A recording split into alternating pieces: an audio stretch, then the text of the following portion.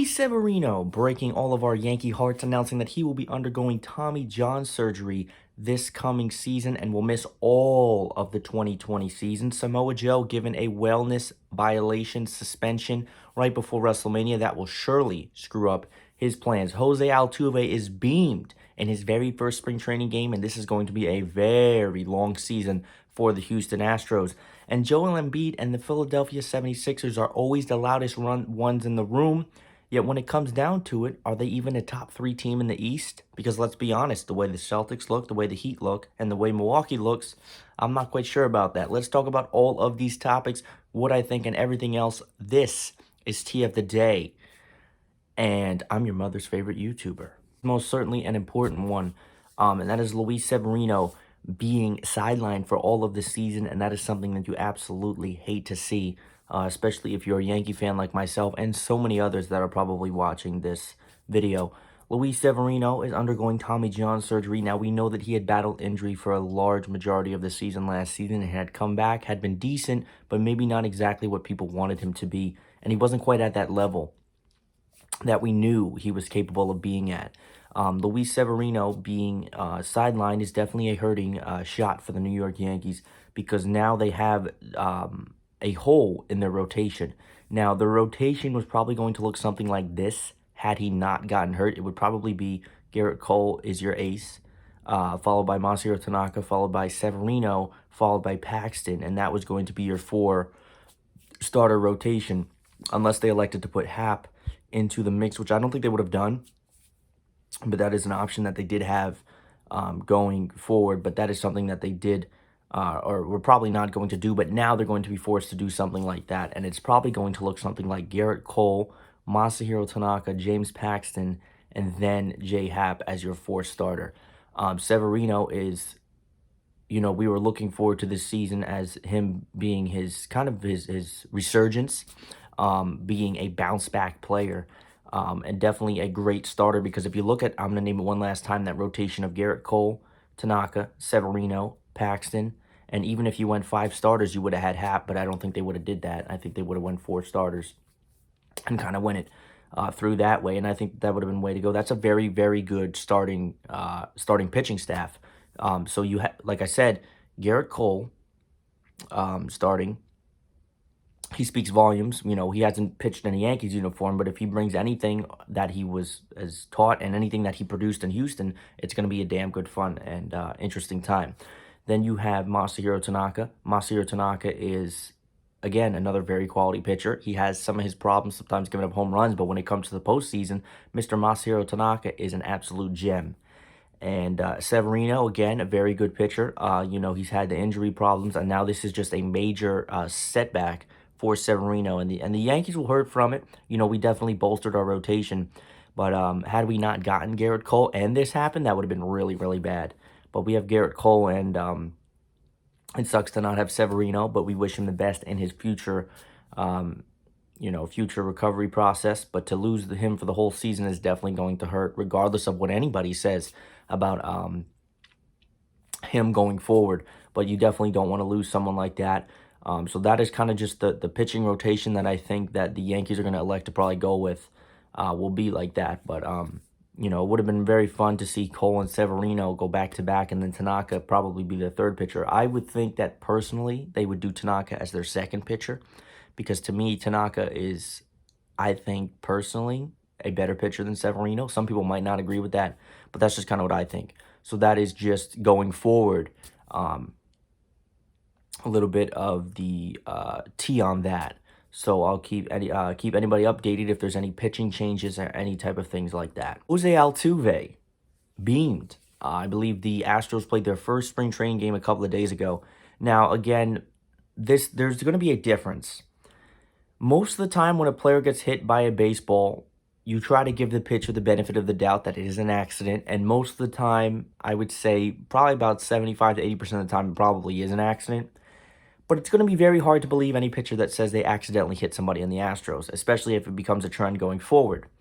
Now, I said in a joking manner that each player on the Astros, a different one each day, should take a bullet fastball to the back, arm, or anything. Obviously, I don't wish injury like that on anybody, but you can't really not understand the frustrations of the players. Yes, we don't play baseball, but imagine if that was you playing baseball and you were this close to winning and you realized that you lost to somebody that had cheated the game.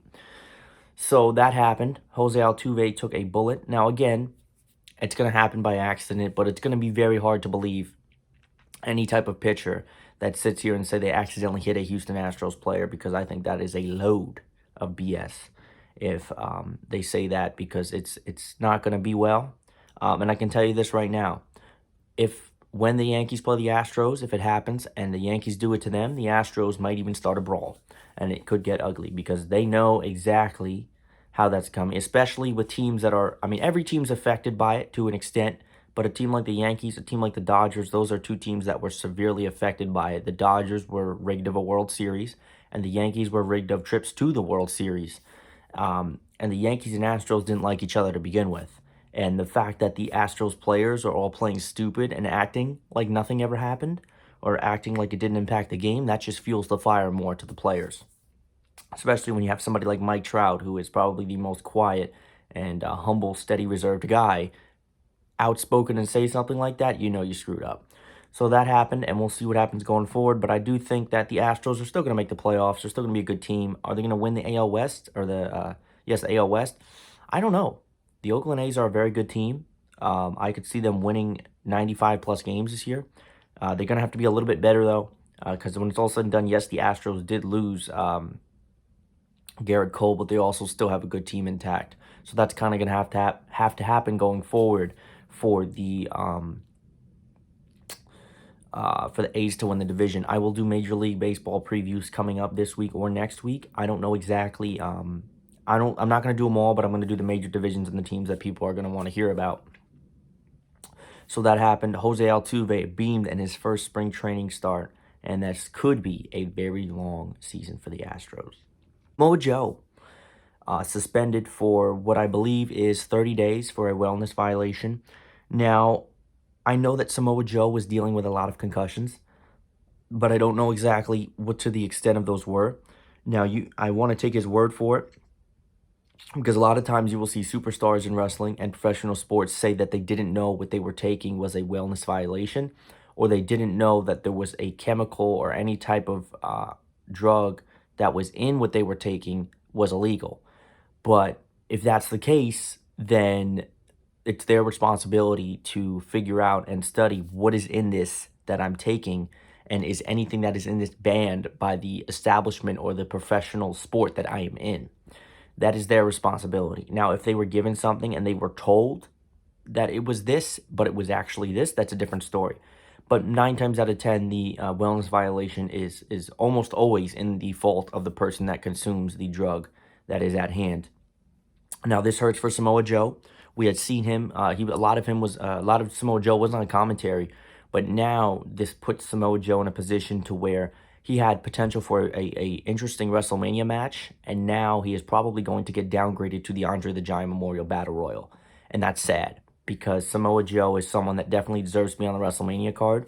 He was kind of intertwined into the Kevin Owens and Seth Rollins feud, which has picked up a little bit more over the past couple of weeks. But now he's going to be suspended, and I believe he's coming back 2 weeks before WrestleMania. So there's not really too much you can build on 2 weeks before WrestleMania. Again, we don't know all the details. WWE is very, they don't disclose too many details when somebody has a wellness violation, and you can kind of understand that. Kind of Robert Roode was the same thing. Andrade Cien Almas, same thing. They kind of just tell you, listen, this is a wellness violation. They're suspended for X amount of time, and that's that. You could do your research. Again, you don't know exactly what does or doesn't come out, but Samoa Joe is suspended for the next 30 days, and that is a hurting to him because it will affect his WrestleMania plans, or if he did have any, going forward. Last topic I want to address, and this is basketball. We are all over the place today. The Philadelphia 76ers have nuclear weapons on their team that at any given moment can go off. The problem is there is no consistency, and they are a very inconsistent team. Yet we see someone like Joel Embid, who is a very good player, and a lot of players on the Sixers just tooting their own horn, when the reality of it is they should be, on paper, they should be the best team in the East. They should lead the Eastern Conference. Now, we know Giannis is a different animal. We know the Bucks are different animals. But there's no reason that the 76ers, they're not, I wouldn't say they're doing bad, but they're not doing as good as they should be. The Miami Heat impressed a lot of people. They're playing better than the Sixers for the most part. The Boston Celtics were playing great, and now they're playing really good. Jason Tatum's on fire. They're playing better than the 76ers, and the Milwaukee Bucks are the unstoppable force in the Eastern Conference.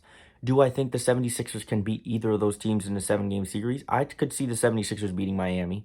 I don't see them beating Boston. Not the way that Boston has looked. To be honest with you, I don't know if the 76ers will have the consistency to beat the Boston Celtics. I do think that they'd be able to get past Miami. I know Miami's a good team, but I think that in 7 games, the Sixers would find a way to beat the Miami Heat. I don't see them beating Milwaukee. I could tell you that right now for a fact. They won't get swept, but they will not beat Milwaukee, and I don't see them beating Boston either. So why are so many players on the 76ers so loud when they should be focusing on why are they not the top seed in the East? Now, again, the top seed in the East is going to be the Milwaukee Bucks. Nobody's touching that. Let's be honest right now. But the 76ers should be a lot further along than they are. I think they have 20 losses on the season, which isn't bad. They're doing good, but they should be doing much better. So that is just it's just odd how so many players are so loud on that team, yet there are 3 other teams that are better. And we're not knocking them for not being the best team. We're knocking them because they have all of this talent, and it's not being properly displayed onto the court to the consistent flow that it should be. That's just kind of what I think about that. This is probably going to be one of 2 videos today. I am actually going to try to do the most unexciting pay-per-view that we've ever looked forward to, and that is WWE Super Showdown preview and predictions. We're going to probably knock that one out later. Ladies and gentlemen, thank you for watching. These are just different topics. Tea of the day is not necessarily something I do when there's nothing to talk about, but it's just different topics that people are interested in. Thank you for watching, and don't forget to subscribe.